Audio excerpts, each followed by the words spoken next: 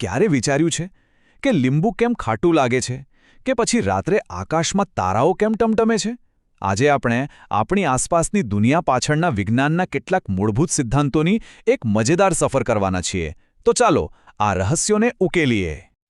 તો આજે આપણી સફરમાં 4 મુખ્ય પડાવ છે. આપણે રસોડાની કેમેસ્ટ્રીથી શરૂઆત કરીશું, પછી આપણા શરીરની અંદરના અદ્ભુત નેટવર્કને સમજીશું, આપણે દુનિયાને કેવી રીતે જોઈએ છીએ તેની પાછળનું વિજ્ઞાન જાણીશું અને છેલ્લે આપણા ઘરોમાં ચલાવતી અદૃશ્ય શક્તિનું રહસ્ય ખોલીશું. તો ચાલો શરૂઆત કરીએ આપણી આસપાસ થતી રાસાયણિક પ્રતિક્રિયાઓથી. એકદમ સાદા સવાલથી શરૂ કરીએ. કોઈ વસ્તુ આપણને ખાટી કે કડવી કેમ લાગે છે? આ સવાલનો જવાબ છુપાયેલો છે પીએચ સ્કેલમાં.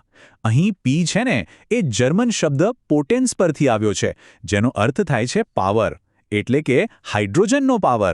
આ સ્કેલ આપણને બતાવે છે કે કોઈ વસ્તુ કેટલી એસિડિક છે કે કેટલી બેઝિક. અને આ એસિડ બેઝની વાત આપણને એક એવી રાસાયણિક પ્રક્રિયા તરફ લઈ જાય છે જે દર વર્ષે અબજો રૂપિયાનું નુકસાન કરે છે.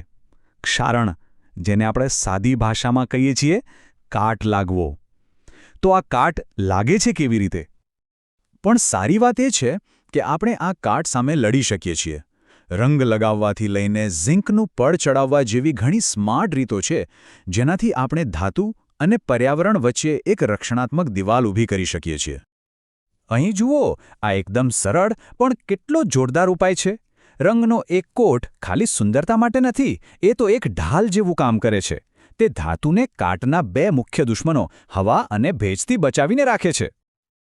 ઓકે, તો હવે બહારની દુનિયામાંથી વળીને આપણા પોતાના શરીરની અંદરના જબરદસ્ત નેટવર્કને સમજીએ.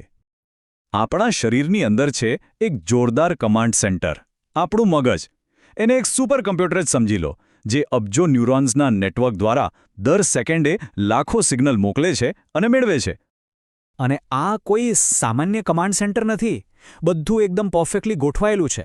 દરેક ભાગનું એક ખાસ કામ છે.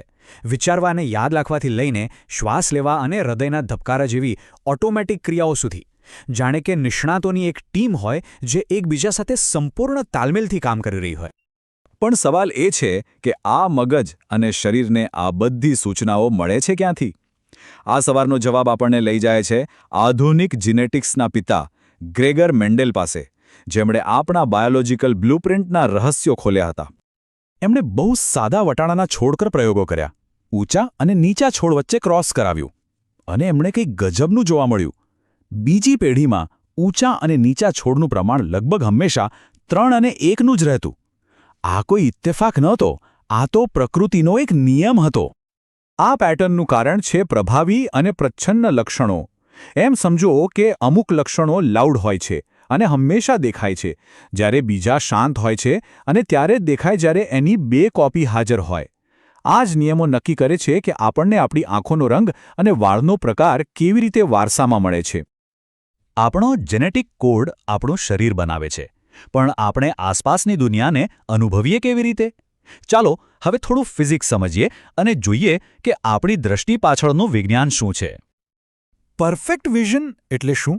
જ્યારે આપણી આંખનું લેન્સ એકદમ પરફેક્ટ પ્રોજેક્ટરની જેમ કામ કરે અને લાઇટને સીધી આંખના પાછળના પડદા એટલે કે રેટિના પર ફોકસ કરે.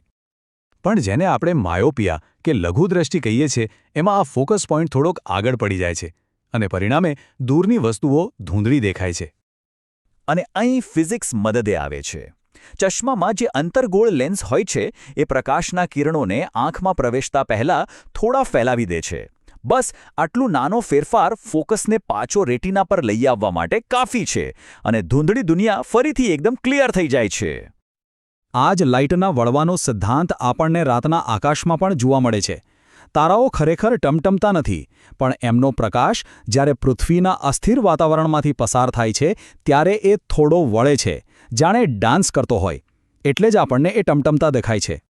અને હવે આપણા છેલ્લા સેક્શનમાં આપણે એ અદૃશ્ય તાકાતને સમજીશું જે આપણી આખી આધુનિક દુનિયાને ચલાવે છે, વીજળી. વીજળીને સમજવા માટે પાણીની પાઇપનું ઉદાહરણ સૌથી બેસ્ટ છે. વિચારો કે વોલ્ટેજ એટલે પાઇપમાં પાણીનું પ્રેશર અને કરંટ એટલે પાઇપમાંથી કેટલું પાણી વહી રહ્યું છે તે. તો જો વોલ્ટેજ પ્રેશર છે અને કરંટ પાણીનો ફ્લો છે તો પાવર શું છે? પાવર, જેને આપણે વોટમાં માપીએ છીએ, એ આ બંનેનું કોમ્બિનેશન છે. એટલે કે ખરેખર કેટલું કામ થઈ રહ્યું છે. ચાલો આને એકદમ પ્રેક્ટિકલ રીતે સમજીએ. અહીં એક સામાન્ય ફ્રિજનો મહિનાનો વીજળીનો ખર્ચ કેવી રીતે ગણાય એ બતાવ્યું છે. તો બધી ગણતરી પછી મહિનાનો કુલ ખર્ચ થાય છે ₹288. જોયું? વિજ્ઞાનના સિદ્ધાંતો આપણા રોજિંદા જીવન અને આપણા ખિસ્સા પર સીધી અસર કરે છે. તો આજે આપણે કેમિસ્ટ્રી, બાયોલોજી, ફિઝિક્સ અને ઇલેક્ટ્રિસિટીની એક નાનકડી સફર કરી. આ બધા વિષયો અલગ અલગ નથી, પણ આપણા અનુભવનો જ એક ભાગ છે.